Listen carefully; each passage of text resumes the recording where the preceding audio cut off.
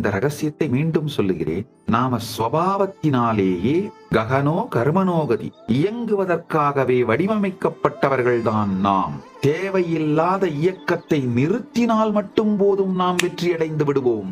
தேவையான இயக்கத்தில் நாம் இயற்கையாகவே ஈடுபட்டு கொண்டே இருப்போம். இந்த தேவையில்லாத இயக்கம்ங்கிறதுங்கயா, காலம் எனும் ரயிலில் நாம் அமர்ந்திருக்கும் நாமன்னு நினைச்சோம்னா, திரைப்படத்தின் பாகம் நாமன்னு நினைச்சோம்னா, எந்த திரைப்படத்தை நீங்க பார்க்கும்போதும் பாருங்க, ஒண்ணு அந்த ஹீரோவோட உங்களை அசோசியேட் பண்ணிப்பீங்க, இல்ல பெண்ணா இருந்தா ஹீரோயினோட அசோசியேட் பண்ணிப்பீங்க, ஏதோ ஒரு கேரக்டரோட உங்களை அசோசியேட் பண்ணிப்பீங்க.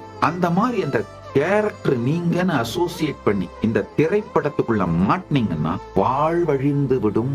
ஆனா இந்த காலம் எனும் திரைப்படம் ஓடும் திரை நீங்கள் அப்படின்னு இருந்தீங்கன்னா நிஜமான வாழ்வு அமையுங்க.